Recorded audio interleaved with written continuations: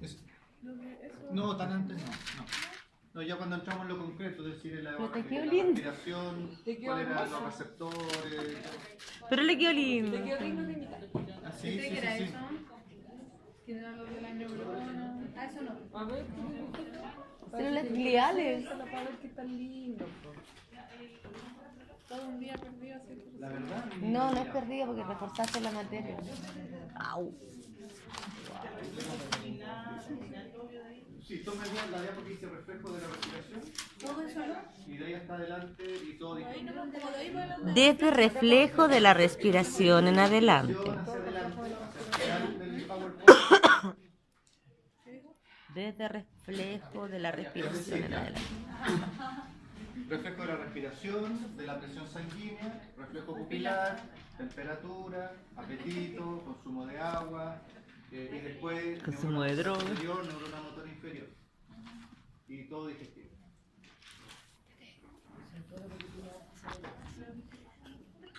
No, digestivo fácil.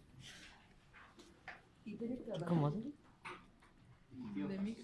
fisio o de qué? Entonces sigamos con la digestivo. primera cátedra no hizo resumen. ¿Cómo te fue? Bueno, hablamos la semana pasada de que el sistema digestivo es un tubo, ¿sí? Es un tubo digestivo que se enancha, se angosta, tiene pliegues, dependiendo de en qué sección del sistema estemos hablando, pero es un tubo que además tiene glándulas anexas, que liberan secreciones, que ayudan a ¿cuál es la principal función del sistema digestivo? Absorción de nutrientes. Primero digestión y después absorción Ah. de los nutrientes. Y dentro de las glándulas anexas están las glándulas salivales.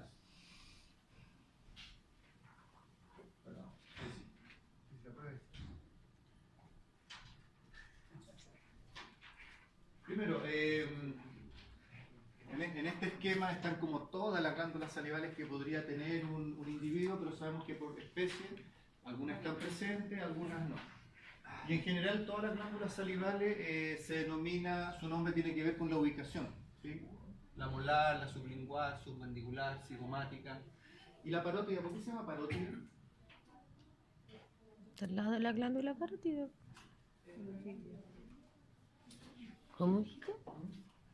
¿Por qué la glándula parótida se llama parótida? ¿Está ahí? ¿No se parte de ahí? Ya que todas las glándulas reciben el nombre según su ubicación.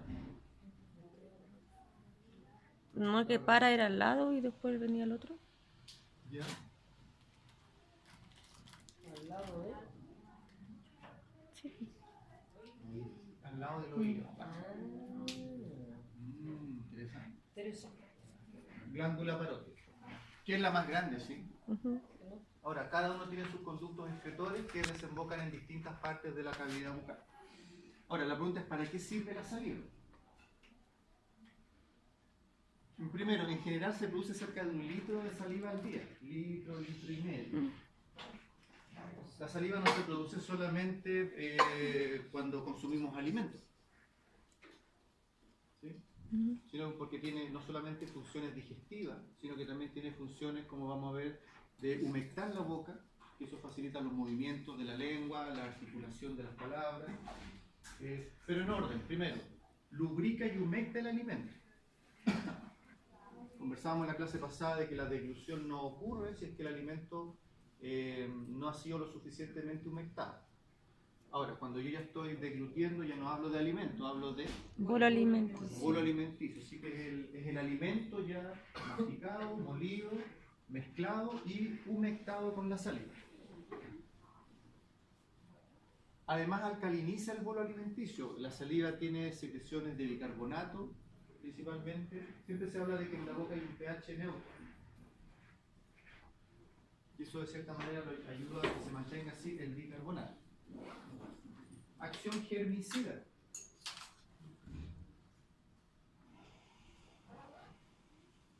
No muy importante, es decir, si no las infecciones por las ETAs por transmisión de alimentos no existirían, no. Tenemos ciertas defensas que tienen que ver con la inmunidad innata que poseemos en mucosas, y aquí principalmente la secreción de saliva, así como las lágrimas también tienen cierta función germicida, la saliva también.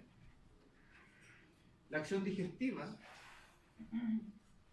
un poco, la principal enzima que tenemos en la saliva es una amilasa, siempre le llamamos la tialina, pero que es una acción bastante pobre. En general, la digestión de los carbohidratos ocurre de manera más importante más adelante, como lo vamos a ver.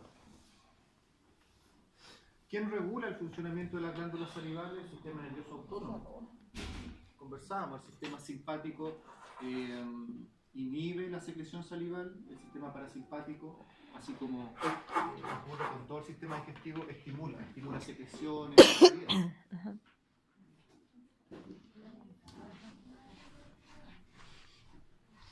No solamente ayuda a la deglución, sino que también facilita el sentir el sabor de los alimentos.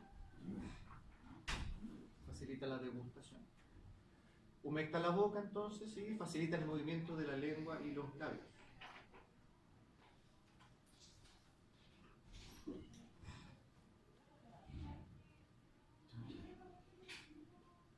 Sí, ¿Tanta? Sí, era hacer música así como... Sí, algunos conceptos, pero igual podemos conversarlo al tiro de manera breve. Cialorrea. Algunos conceptos que derivan de este tema de las glándulas salivales, como por ejemplo la cialorrea. Cialorrea. ¿Mucha saliva? Exceso de salivación. Siempre hay que, nunca hay que olvidar que cialo es saliva. Cialo siempre va a ser saliva y por lo tanto es un exceso en la producción de saliva. El tialismo.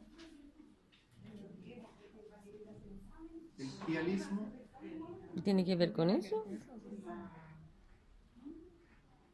Sí. No, en realidad el tialismo es lo mismo que la cialorrea, son sinónimos. Hay que pensar que tialo es como cialo, es como... Italiano. Por favor. Cialorrea y tialismo son sinónimos, ¿ok? Ya. En general el concepto que más se utiliza es cialorrea. Los cialolitos, ¿qué serán? Si separamos la palabra, ¿de qué se tratará? Piedra en la saliva. Cálculo salival. Que fíjense que no son dolorosos, pero sí el problema es que obstruyen los conductos y por lo tanto la saliva no se seca la boca porque no se tapan todas las glándulas salivales al mismo tiempo. Pero lo que sí se produce es acúmulo de saliva en los tejidos blandos que rodean a los conductos. Por lo tanto se genera lo que se llama un mucocele salival, un aumento de volumen generalmente en el cuello o en la cara, que son acúmulos de saliva. Generalmente la resolución es quirúrgica. Cálculo salival. Cialoadenitis. Adeno, es que adeno no es conducto. ¿Qué es adeno? Pero dice cialo que tenía que ver con... Es Glándula, una glándula. inflamación Adeno siempre significa glándula. de la glándula Sí, salivales. inflamación de la glándula Salivales.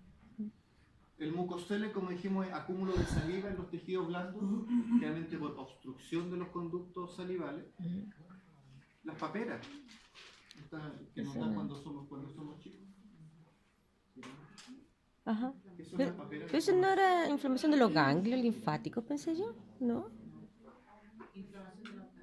De la glándula De la parótida, sí. Yo tuve esa cuestión horrible. Hipocialia, ¿qué será? Ni idea. Hipo O poco, hipocialía, ya. Disminución de la saliva, ¿eso? poca producción de saliva. ¿Tuviste papel? Eso es bueno recordar esos conceptos para que ustedes los desarrollen un poquitito más. Secreciones en la cavidad bucal, la saliva. Si seguimos, viene el estómago. Profe, disculpe, cuando hay algo que obstruye el animal bota saliva, ¿cómo se llama?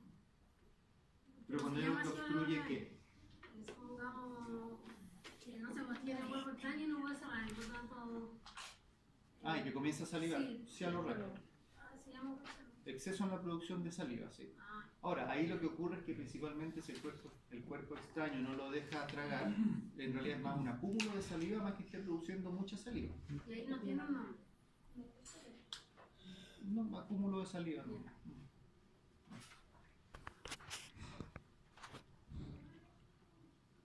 Estómago.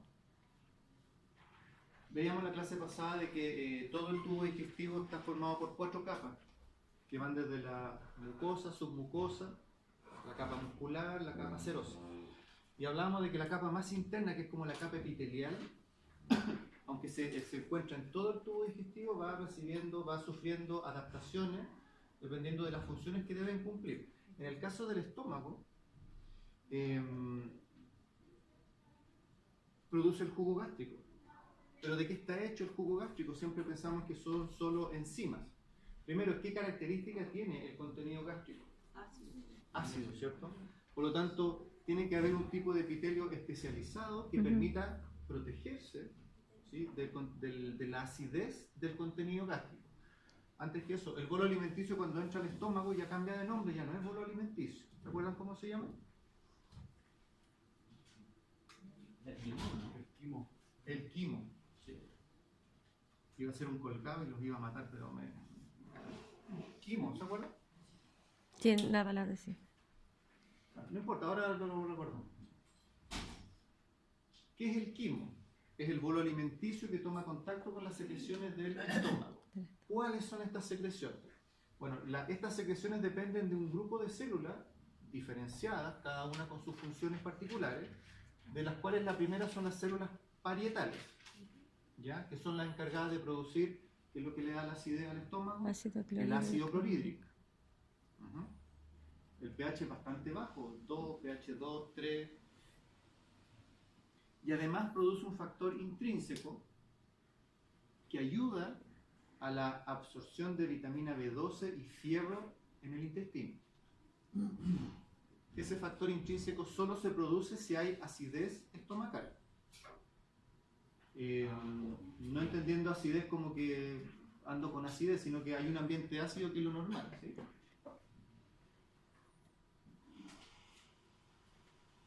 ¿Alguien sufre de gastritis? Gastritis. Gastritis, sí. Pero gastritis así como crónica, que tenga que estar tomando algo para la gastritis. ¿Así que toman? Famoso omeprazol, ¿cierto? Está el problema con el omeprazol. Sí, también, ahí vamos a explicar por qué también tan ranitidina. El omeprazol, su función es que inhibe la bomba de protones en el estómago. Los protones son lo que le da la acidez a un medio. Es decir, tenemos productores de hidrogeniones en el estómago que generan el ácido clorhídrico, ahí está el H de los hidrogeniones, y por lo tanto lo que hace el omeprazol, y a esta altura tenemos lansoprazol, esomeprazol y todo, y cada vez más caro además, pero funcionan distintos. Que bloquean la acidez, como bloquean la bomba de protones, bajan la acidez, ¿cierto?, y los síntomas desaparecen. El problema es que estoy bloqueando la producción del factor intrínseco. Y por lo tanto, no es raro que las personas que consumen estos fármacos por largos periodos sufran de anemia por deficiencias de fierro, por ejemplo. Entonces, hay que tener mucho ojo con eso.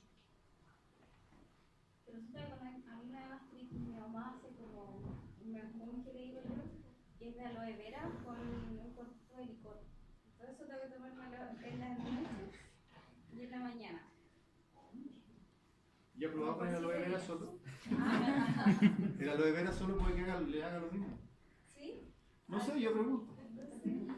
No, principalmente porque el alcohol igual es irritante de la mucosa gástrica. Entonces, el aloe vera sí, ¿qué protección genera?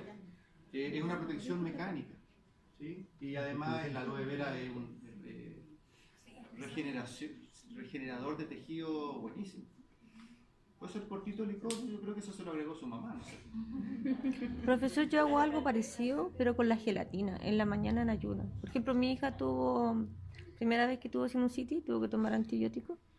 Entonces, primera vez la chiquitita de 11 que tenía reflujo. Y yo le hice eso, no hay problema. Pero en la mañana, lo primero que se toma, diluida. Sí, ¿en ayuno también? Diluida, y yo la jalea y funcionó muy bien. Y a veces cuando se acaba el aloe vera se toma el cortito, ¿no? Para seguir con el tratamiento. A propósito, mencionar el concepto de reflujo. reflujo, regurgitación, vómito, ¿son lo mismo? No. La diferencia sería, bueno, Digerido, no digerido. a ver, aquí me dicen que depende de qué tanto esté digerido lo que se devuelve. Pienso yo que sí. Hasta dónde se devuelve, sí. ¿Usted qué dijo, perdón? Es que es como la ubicación de dónde, desde dónde se devuelve, porque si está más abajo obviamente que va a estar más ácido, y si está más arriba va a estar más completo y menos ácido, creo yo. Bueno, en un vómito puede haber hasta devolución de contenido intestinal. Mm. Incluso a veces más allá, en el vómito fecaloideo, por ejemplo. Eso ya es como... ¿Eso? Eso no lo he visto. Pero en nunca. realidad la gran diferencia no está dada por, en forma directa por qué tan digerido está el alimento. Porque claro, uno entiende que el reflujo es devolución del contenido gástrico Ujú. porque el cardia se abre y permite que el contenido estomacal vuelva a veces solo al esófago o a veces incluso a la cavidad bucal, ¿sí? Ujú. Cuando a veces amanecen con irritados los labios y la boca es porque el contenido ácido llegó hasta la boca. La regurgitación tiene que ver, es un proceso más pasivo que el vómito, porque cuando un individuo vomita, hay un trabajo de la musculatura abdominal, como una Sí. prensa abdominal, que comienza a generar una especie de bombeo para obligar a que el cardia se abra. Es decir, hacemos presión para que el contenido gástrico presione el cardia hasta que finalmente el cardia se abre y vomitamos. En cambio, en la regurgitación no hay ese tipo de movimiento. El cardia, hay un estímulo que no permitió que el cardia se cerrara completamente, así que en general la regurgitación ocurre al poco tiempo después de haber consumido el alimento. Es casi como la rumia, por eso los rumiantes regurgitan el alimento. Y es sin esfuerzo de la pared también. No, es decir, ustedes siempre que vean un animal vomitar, antes va a estar primero contrayendo el abdomen y colocándose en una posición bastante particular, cuando en realidad es como los bebés cuando devuelven la leche, están normalmente y de repente están listos para la foto y regurgitan. Entonces no es lo mismo, ¿sí? Células parietales, ácido clorhídrico y este factor intrínseco. Las células principales, que no se llaman así no porque sean las más importantes, producen la parte enzimática, es decir, producen pepsinógenos, y siempre recordemos que si termina en ógeno es porque está inactivo, porque el pepsinógeno en contacto con el ácido clorhídrico se activa en pepsina, que es una proteasa, ¿sí? Ujú. Entonces ahí ocurre el inicio de la digestión de las proteínas. Y también produce una lipasa, pero en realidad la digestión de los lípidos en el estómago es bien pobre, casi por mencionarlo nada más. ¿Ok? Ahora, ¿quién regula? ¿Quién le dice a estas células que produzcan ácido clorhídrico, enzima, factor intrínseco? Las células antrales, que es el tercer tipo celular. Porque las células antrales producen las hormonas que van a estimular o a inhibir el funcionamiento de estas otras dos células. En otras palabras, las células parietales y principales liberan sus contenidos, sus secreciones al interior del estómago, porque entran directamente a la digestión de los alimentos. En cambio, las células antrales liberan estas secreciones a la sangre, a circulación. Funciona como una hormona. Son hormonas, que en este caso es lo que vamos a ver en el sistema endocrino, es como una función más paracrina, más que endocrina. Porque una hormona del tipo endocrino es que la definición que hemos dado siempre, se produce en un lugar y genera un efecto a distancia. En cambio, las hormonas paracrinas, claro, como Se circunscriben a un de manera lugar. local, Ya. en el mismo órgano. Y vamos a ver que hay otros que son autocrinos, que liberan sustancias que actúan prácticamente en el mismo tejido que los produce. Bueno, entonces, ¿qué hormonas se producen? Primero, la principal hormona que estimula la producción y secreción de estas otras dos anteriores es la gastrina. Por eso tenemos un signo positivo al lado. La gastrina estimula a que se libere ácido clorhídrico, a que se forme factor intrínseco, a que se libere pepsinógeno, a que se libere lipasa. La gastrina es la principal hormona estimuladora de las secreciones gástricas.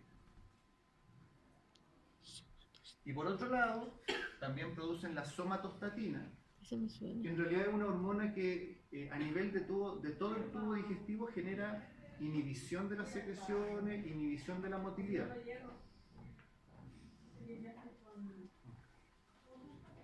Por lo tanto tiene efecto inhibidor. La gastrina estimula secreciones y motilidad gástrica. Somatostatina inhibe, por eso le pusimos un signo negativo al lado. Pero las células antrales, además de estas hormonas que claramente regulan el funcionamiento, porque uno estimula, el otro inhibe, y ahí entre ellas dos se van arreglando según las necesidades, también se produce histamina. Y la histamina es la responsable de la producción del mucus gástrico, que es esta capa protectora, porque no es menor que un órgano esté lleno de ácido. Tiene que estar ese órgano preparado para poder aguantar esa acidez. Por lo tanto, individuos que tienen baja producción de mucus gástrico tienden a sufrir gastritis crónica. Entonces ahí tengo dos opciones: o inhibo la acidez, omeprazol y productos parecidos, o aumento la producción de mucus gástrico. Por ejemplo, hay otro que incluso salió un comercial, decían que entraban como unos bomberos al tubo digestivo. Sí, Gaviscon. Y tiran como una leche así que a los que lo han tomado es como tomar yeso la cuestión, pero es un efecto totalmente mecánico. Recubre las paredes del estómago para que la acidez no lo dañe. Porque cuando alguien que sufre de gastritis además le dan ranitidina, famotidina y todas estas cosas, porque son antihistamínicos. Y por lo tanto lo que hacen es ayudar primero a disminuir el ácido gástrico y también a aumentar la producción de mucus gástrico. Pero al final estos son parches, porque la gran pregunta es por qué tengo más acidez, y ahí tiene que ver mucho la alimentación, sobre todo la alimentación. Y por último, células mucosas, que ellas también producen cierta cantidad de mucus gástrico, es decir, las células mucosas son las estimuladas por la histamina, mucus protector y también bicarbonato.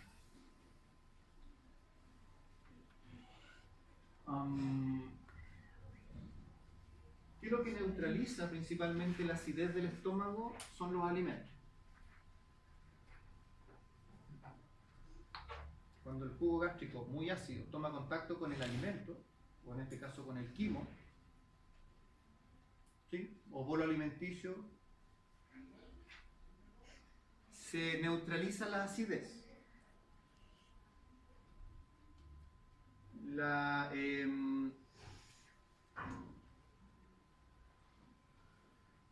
Aquí vamos a continuar con la idea.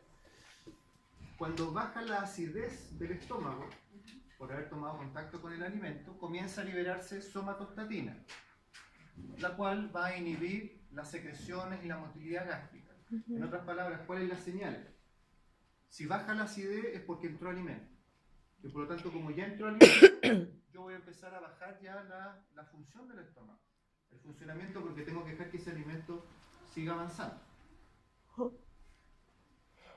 Por eso, por ejemplo, ¿y cuál es el estímulo para que todas estas secreciones, para que la gastrina eche a andar el estómago? ¿Cuál es el estímulo? La glándula salival. La presencia de alimentos en la boca, lo cual estimula a las glándulas salivales y al mismo tiempo las secreciones gástricas, porque el estómago dice, si arriba se está empezando a producir saliva, es porque algo pronto va a llegar acá al estómago. Entonces, por ejemplo, ahí está el ejemplo de por qué es malo mascar chicle. Porque le estoy dando la señal de que va a llegar alimento, por lo tanto en su estómago en este minuto se está empezando a liberar mucho ácido clorhídrico. Ahora, si almorzó hace poco no hay problema, pero si el estómago está vacío, ¿quién va a ser el que va a poder bloquear esa acidez? Y lo que bloquea la acidez del estómago al final es el contacto con los alimentos. Gastritis, ¿quién estimula la gastrina? Además, la presencia de proteínas en el estómago. El ácido clorhídrico, ¿qué es lo que hace? Acidifica el ambiente y activa la pepsina.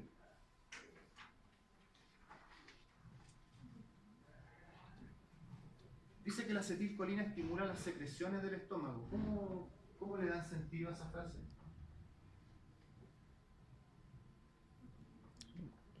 O la pregunta podría ser, explique por qué la acetilcolina estimula las secreciones del estómago. 10 puntos. Pero si ya dijo que era del sistema simpático. Ya, por ahí. Sí, pues. Pero si me dice simpático, ya se perdió los 10 puntos. No, era ya el otro. Claro, el O el sistema parasimpático. parasimpático se vuelve el que Parasimpático. estimulaba el sistema digestivo. ¿Y cuál es el Parasimpático. neurotransmisor del parasimpático? Acetilcolina. Perfecto. ¿Cinco puntos? 5, ya 5. Acá vamos a ver. Y finalmente, insisto, el contacto del contenido gástrico con el alimento empieza a neutralizar, a bloquear la acidez. Y cuando la acidez baja, la somatostatina dice la pega ya está hecha, empezamos a inhibir el funcionamiento gástrico. Acá también se menciona otra función del ácido gástrico es evitar el sobrecrecimiento bacteriano. Es como una barrera para los microorganismos que pudieran entrar por los alimentos, que tengan que atravesar este lago de ácido, digamos. Sería una manera de inmunizar un poco el sistema digestivo. Sin embargo, aquí aparece otra excepción, porque tenemos una bacteria que se acostumbró, no sé de dónde salió, pero que vive perfectamente en la acidez del estómago. Y los que se han hecho endoscopía saben, inmediatamente les mandan a hacer un examen para ¿cuál microorganismo?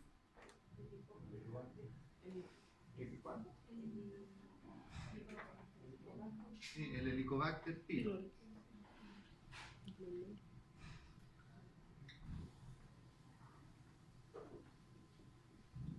Importante, bueno, no hay endoscopía en que no le pidan este examen porque la presencia del Helicobacter pylori por tiempos prolongados predispone al cáncer gástrico, que ya está más que asociado. Y en general el tratamiento es antibiótico, no hay mayor complicación. ¿Qué prueba, cómo se llama la prueba que le van a pedir? La prueba de la ureasa. Nunca sale este nombre en el examen, pero sí sale, le toman en la misma endoscopía le toman una pequeña muestra de contenido gástrico y le hacen la prueba de la ureasa. O sea, detectar si en esa muestra está esta enzima. ¿Por qué? Porque el Helicobacter pylori es una bacteria ureasa positiva, es decir, es una bacteria que produce ureasa. Por lo tanto, encontrar ureasa es decir que está la bacteria. Es como lo que hicimos con la catalasa, pero aunque con la ureasa. Disculpe si usted dijo que la Sí, no. ¿Te preocupa? ¿Sí? Pero algo así, pues. cuando la persona come y no se pasan 20 minutos y vuelve con acidez, ¿qué estaría fallando ahí? ¿Que produce mucho? Persona comiendo cada 20 minutos. Es una posibilidad. La otra posibilidad es que tengamos la sensación de acidez. Realmente, ¿dónde sentimos la acidez? En la boca del estómago. Sí, y lo raro es que el estómago no tiene boca. Yo diría que al final está... Sí, en el cardio, pero en realidad el cardio ¿Quieres? está No, estoy acostumbrado a pensando estos que toques. Lo que mi no está acidez va a acostumbrado subir a ahora. estos toques es la parte Gracias. distal del esófago. Por lo tanto, el contacto del contenido gástrico ácido con la parte distal del esófago comienza a generar una molestia, porque el esófago no está hecho para soportar este tipo de contenido. Y eso generalmente se puede deber a que algo pasa con el cardio, que es lo que se llama incompetencia cardíaca. Algo puede estar pasando en que el cardio no se cierra completamente o demora más de lo normal, o bien estoy comiendo pero me estoy moviendo, por lo tanto no estoy dando posibilidad para que el estómago se cierre completamente y por lo tanto lo que ocurre ahí es un reflujo. Entonces uno come o come muy rápido, o el estómago si come muy rápido se llena de aire, el aire no permite que esto se cierre bien y hay cierto reflujo, hay que empieza a molestar y hay molestia. Tengo la mitad del sándwich. Cuando se vuelve muy serio, cuando ya el reflujo cada vez avanza más y ya de repente tenemos la garganta la cosa. ¿Cuál es el gran problema de ese reflujo? ¿Lo pasó? Claro, y cuando yo sé que cuando usted dice se rompa se refiere a irritación de la pared, inflamación, hitis, ulceración con hemorragia y lo más grave, cuando esto ya se hace crónico, cáncer. Ese es el problema del reflujo crónico, cáncer esofágico.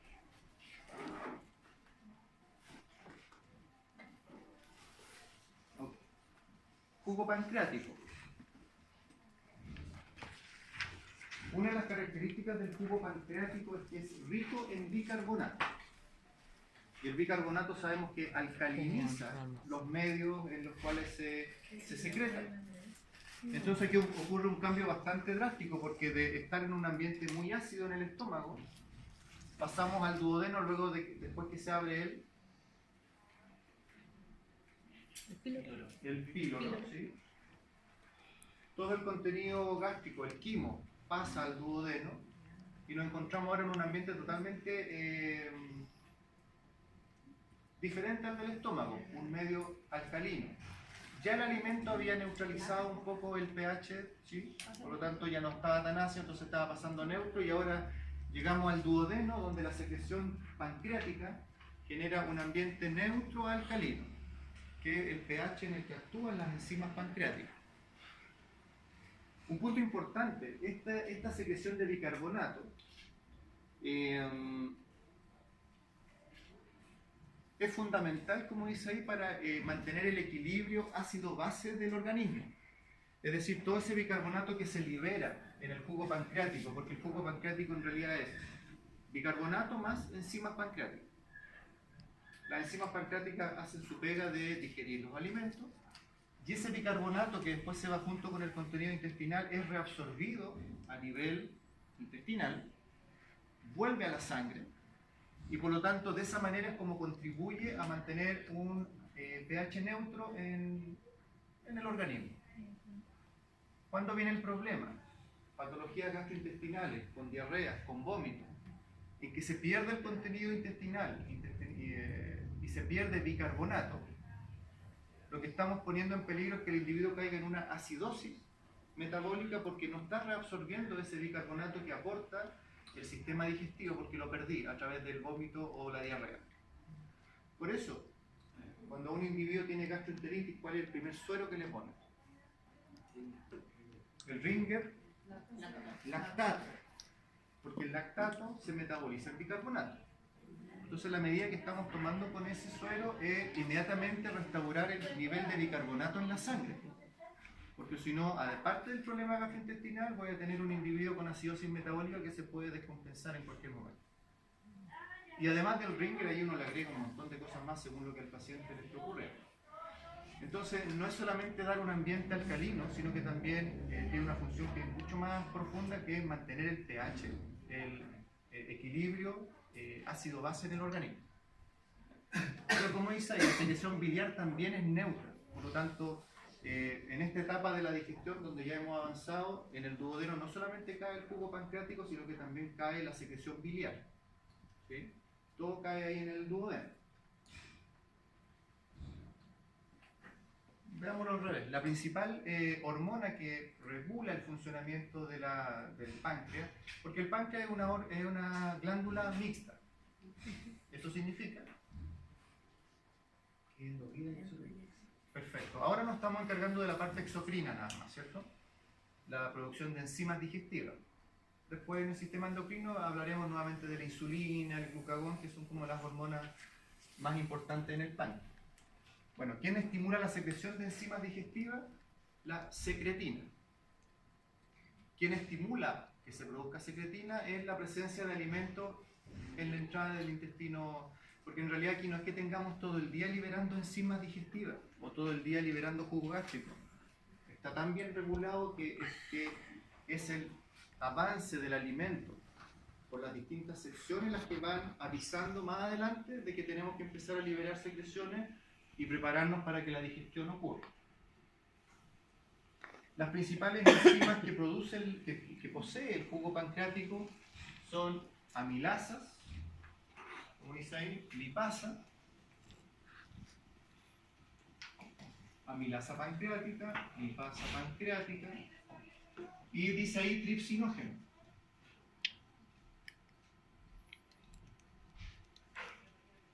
Es decir, de nuevo, tenemos una enzima en estado inactivo. ¿Y por qué es importante que esto sea así? Porque estas enzimas están en el páncreas. Ven, en acines glandulares, ahí se están sintetizando y esperando a que llegue la señal para ser liberadas al duodeno. Como muestra la flechita. ¿De qué está hecho el páncreas? Tejido glandular. ¿Perdón? Tejido glandular. Ya, ¿de qué está hecho ese tejido? Células. ¿Sí? ¿Y de qué están hechas esas células? Del lípido. De lípidos, de carbohidratos, de proteínas. Por lo tanto, ¿qué pasaría si estas enzimas estuvieran activas dentro del páncreas? No, se comerían Se degrada. Se autodigiere. Autodigiere. La pancreatitis aguda, de hecho, se produce porque hay una activación de las enzimas pancreáticas dentro del mismo páncreas y comienza un proceso de autodigestión. ¿Sí? Se come a sí mismo. Con la consecuente necrosis, ¿sí? Pérdida de tejido pancreático, si es que sobrevive, porque un paciente puede morir de pancreatitis aguda, insuficiencia pancreática, porque si se me destruyó la mitad del páncreas, va a haber deficiencia de la parte endocrina, poca producción de insulina, puede que caiga en diabetes, por lo mismo. Profesor, ¿y el cuerpo no encapsula eso como lo encapsula las anomalías? Sí, pero lo que pasa es que como es agudo, hay una liberación masiva de enzimas que ocurre en pocas horas. Todos estos procesos de encapsulamiento son lentos. ¿En los animales la pancreatitis es tan grave como en los humanos? ¿O igual? La aguda sí. Sí, por ejemplo, es muy común, no es muy común, pero ocurre la típica gastroenteritis hemorrágica de los cachorros. Que hay dolor abdominal, molestias, vómito, diarrea sanguinolenta, ¿sí? Y generalmente el tratamiento sintomático tiene un curso, 3-4 días, si empezamos con el tratamiento a tiempo, al tercer, cuarto día ya como que se estabiliza, y ya después de una semana prácticamente podría estar dado de alta. Pero a veces estos cuadros, hay algunos casos que son demasiado agresivos, en que se hace el tratamiento convencional, pero sin embargo no ceden los vómitos, el dolor abdominal es muy intenso, mucha hemorragia, fiebre que no baja y a veces 2-3 días fallece. En muchos casos se sospecha de que estos cuadros que sintomatológicamente parecieran ser las típicas gastroenteritis, pueden ser pancreatitis aguda encubierta.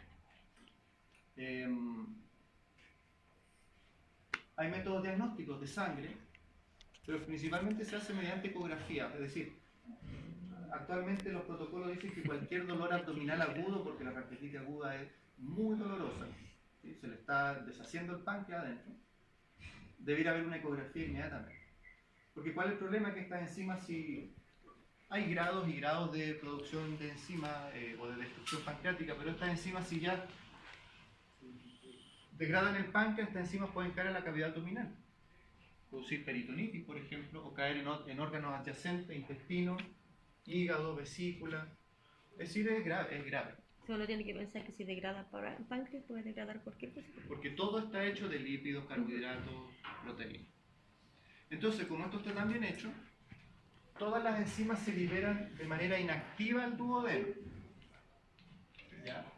Pero ¿cómo funciona? Que en el duodeno, ya estando fuera del páncreas, en el duodeno, en las paredes del duodeno, hay una enzima que es una enteroquinasa. Y la enteroquinasa, al tomar contacto con el tripsinógeno, lo activa en tripsina.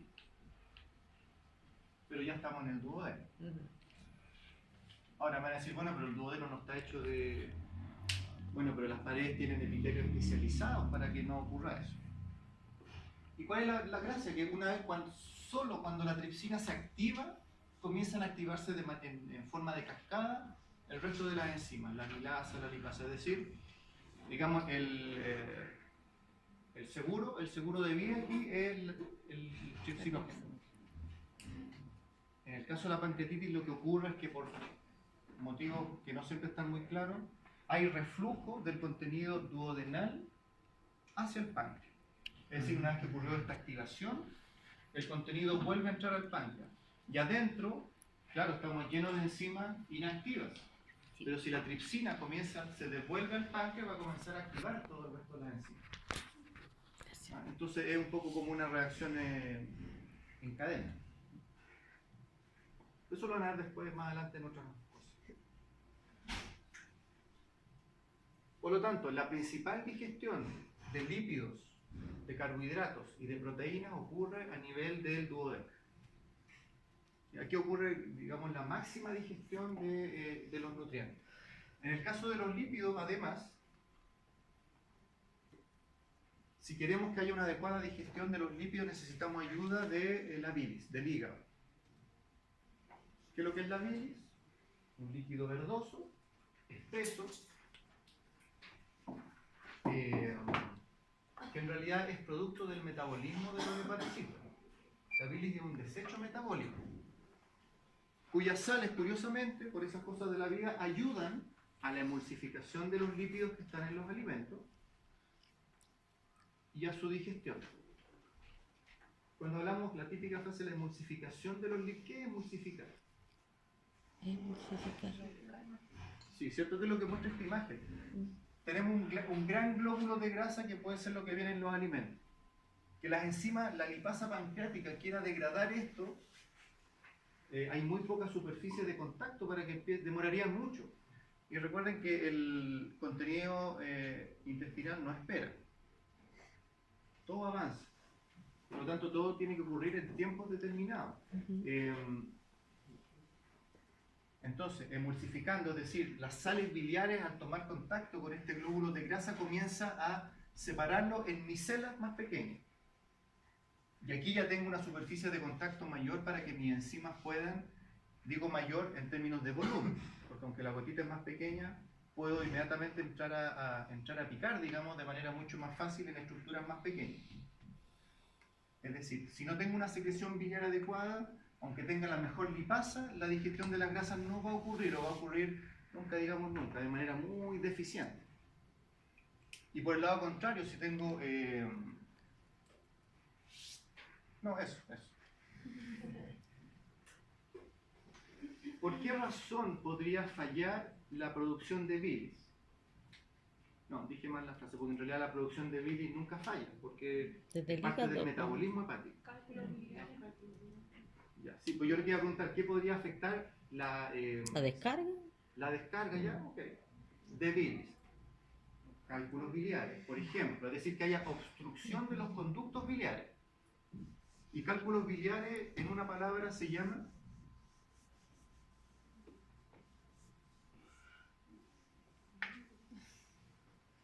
Al menos sabemos cómo debe terminar esa palabra.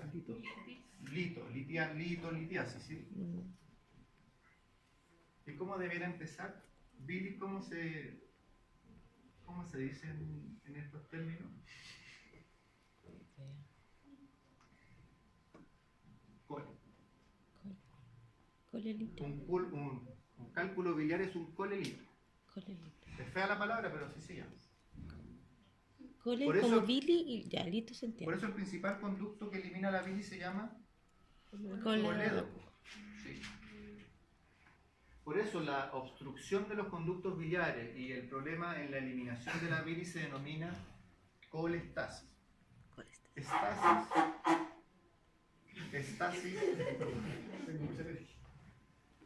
Estasis, detención, colebilis, detención de la bilis. No hay flujo de la bilis. Cálculos biliares, ya me parece. ¿Alguna otra causa que afectaría la descarga de bilis al intestino delgado? ¿Perdón? En teoría podría ser, sí.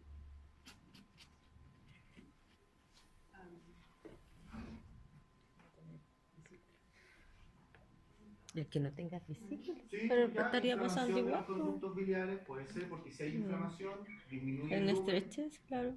Claro, y por lo tanto, el mismo volumen de bilis que normalmente se descarga va a empezar como a acumularse, sí. Hay un parásito que tiene afinidad por los conductos biliares, la fasciola. ¿Sí? Que la fasciola migra y sube por el colédoco y se mete a los conductos biliares dentro del hígado. Y ahí provoca inflamación, fibrosis, hasta calcificación de los conductos biliares. ¿Han visto eso alguna vez? Sí. Es impresionante. A mí me impresiona. Parasitosis entonces también. Y además, ¿cuál es el problema? Que el parásito se queda ahí y tapa el conducto. ¿Pero qué tan frecuente es en personas? Porque yo sé que en vacuno es... En persona, no sé, me tinca que no mucho. No tengo el dato así como estadístico, no sabe que esto... Porque si ocurre, realmente va a ocurrir en gente de campo, seguramente. Es que sabe que en este minuto ni me acuerdo el ciclo tampoco. Era como un caracol, ¿sí? El caracol Gimniatriatrix. el huésped intermediario es un caracol, Caracol entonces pulmonado. es difícil que nosotros nos pudiéramos, a menos que comiéramos un trozo de hígado, pero tal vez nuestro jugo gástrico Los berros, nos pues, deshacería. Y si se comen los caracoles infectados. No puede No, porque tienes nos que parece comerte la que- metacercaria. Sí. Y eso están los pastos, los berros. Ah, si ya lo pasamos, po. Si ya lo pasamos. En el pasto. Pero ustedes saben más que yo de eso.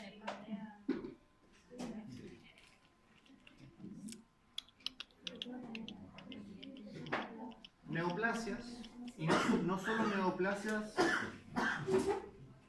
Aleja también. No, pero... Neoplasia de los Cuando quedan así como osificados los conductos. calcificados. calcificados, ahí quedan inoperantes. No, El parásito. no los conductos. Lo que pasa es que Puro- uno de varios. O sea, el hígado va a seguir descargando bilis igual. Si en realidad, ¿dónde toma importancia este hallazgo? Si ese hígado va a ser destinado a consumo humano. Y en general lo que hacen le sacan el pedacito nomás y el resto van a ver. Mentira. No. Se bota todo. ¿Sí? ¿En Matadero, dices tú? Qué bueno.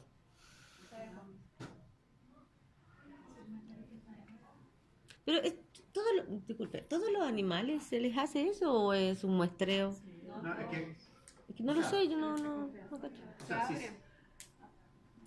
si se siguen las normativas correspondientes, se hace lo que menciona su compañero. No en todos los- Pero los mataderos. Pero yo conozco gente que trabaja en matadero y resulta que no siempre botan todo el hígado. ni Entonces, lo que se sensibilización. debe hacer, yo estoy de acuerdo. Sí, en realidad está mal que yo diga que no se hace, no. Pero es real eso, pero usted es real. Particulares, mataderos chicos, yo creo que ahí para no irse tanto a pérdida, pero los mataderos que son como importantes y que están Ah, sí, importación sí. todavía, No se van a arriesgar a algo por un hígado. Neoplasia, pero no neoplasia de los conductos biliares. Una neoplasia gástrica que comprima por fuera el conducto biliar también puede generar obstrucción. ¿Cuál es el problema de que no llegue bilis al duodeno entonces? Es que no hay degradación No de hay lípidos, por lo degradación. tanto los lípidos no se degradan, no se absorben y se eliminan con el contenido fecal. Ahí cuando aparece el concepto de esteatorrea, que son fecas grasas. Y que son son de colores bien particulares como blanquecina. ¿Por qué? Porque ¿qué es lo que le da el color a las fecas? La bilirrubina que está en la bilis, exactamente. Así como la bilirrubina es lo que le da el color a la orina también. Por lo tanto, si no llega bilis, no hay metabolización de la bilirrubina y por lo tanto las fecas, por eso también se le llaman fecas acólicas. ¿Has escuchado ese concepto? Sí. ¿Y acólico qué significa? Sin, Ah, sí. Sí. sin cole y cole es bilis. Sin bilis. Y que en realidad no tiene cole. Profe, pero que no se absorba la grasa igual tiene algo positivo, ¿no? Que no se vea difícil. No, pero me refiero Sí. ¿Pero por qué va a ser positivo eso? O sea, no, ¿por qué va a ser? O sea, ¿debemos consumir grasa en el alimento? Sí, pues. Bien, ¿no? Es decir, ¿de qué están hechas las membranas plasmáticas de todas las células del cuerpo? De Lípidos, y de colesterol. esteroles. Sí. Sí, es necesario. El problema es ¿Cuánta el exceso. grasa? El problema es el exceso. De hecho, hubo un tiempo, se debe seguir usando, había un fármaco que su función era inhibir la lipasa. Entonces era una pastilla que se tomaba media hora antes de comer. ¿Sí? Y voy a comer todo lo que quisiera de grasa. Lipitor. No, también te lo compraste. Bueno, pero más allá del nombre comercial. Lo que sí la consecuencia era que cuando iba al baño después, por lista, es verdad.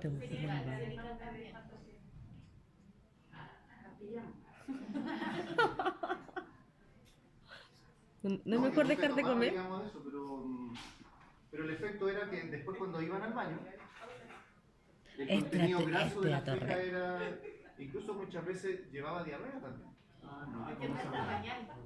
¿Cómo se llama la nuez de la viña? ¿Verdad? La nuez de la viña, esa que yo también estuvieron vendiendo. ¿Y qué efecto tenía? ¿Lo mismo? Era el mismo efecto. Es decir, que aparecieran grasas en las fecas porque no se digirieron. ¿Y qué y no por lo tiene que tanto no se comer, chico? absorbieron. Come bien. Si el objetivo era ese, bien. Pero si de lo que hablábamos la clase anterior, uno ya no sé, el comer es una necesidad. Pero ahora el comer se ha convertido en un deseo, en un placer. Me sale mejor, ¿no? El hígado Gula. todo el tiempo está produciendo bilis. Gula. Y por lo tanto la función de la vesícula biliar es almacenar la bilis. Y solamente se va a contraer y va a eliminar su contenido cuando esté entrando el alimento hacia el duodeno.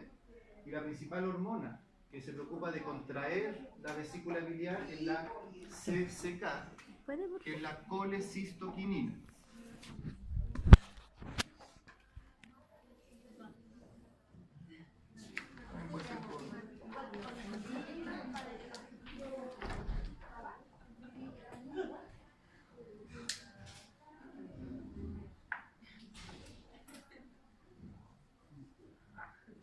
La colecistoquinina entonces es una hormona que cuando entran alimentos grasos al duodeno, ahí está la señal para que la vesícula se contraiga y salga al encuentro del quimo, digamos. Ahí coincide. Pero además también ayuda a la relajación del esfínter de Oddi.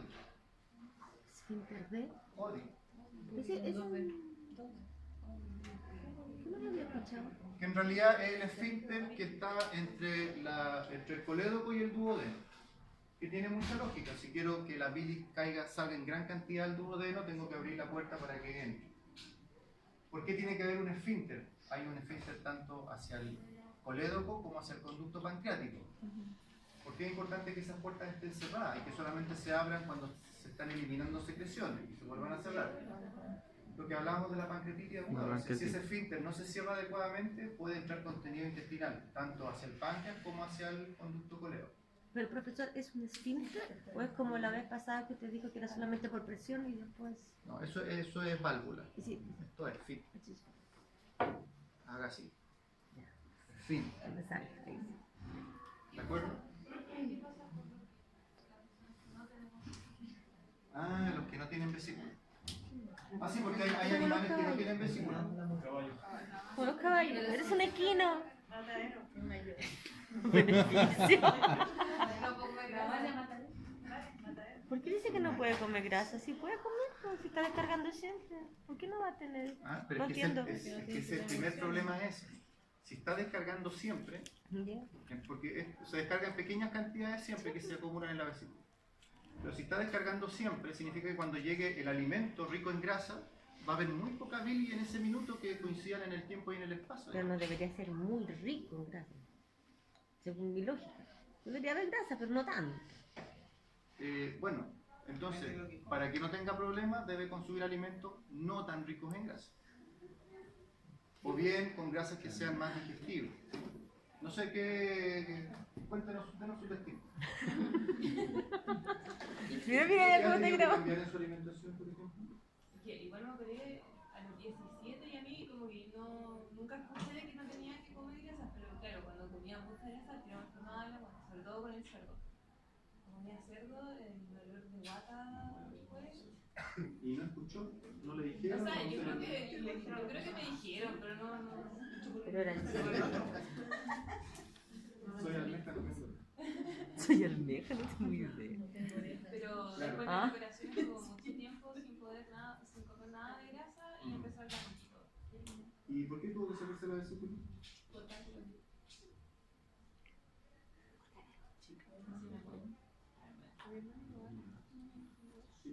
Cólico biliar. Sí. Preponderea, ¿cómo era? Sí, porque como ustedes mencionaron, hay animales que no tienen vesícula biliar, aparte de ella, digamos. Pero si yo soy un animal, usted también, usted también, usted también. Yo Somos también, animales, la sí, sí, qué feo. Somos animales. Un animal. Claro, entonces hay otros animales que tampoco tienen vesícula biliar. como el caballo, ¿sí? Pero ojo que la bilis que sale al intestino delgado es reabsorbido en las vellosidades intestinales, por lo tanto hay un reflujo enterohepático, así se llama. La bilis circula, no se pierde. ¿Ya? Ahora, el caballo como herbívoro, su contenido graso en la dieta no es muy relevante. ¿Fija? Por eso con la avena tiene problemas. Con el exceso, pero es que hay un tema más como de fermentación. Fermentación. Sí. Así. Gracias por su testimonio. Salgamos la que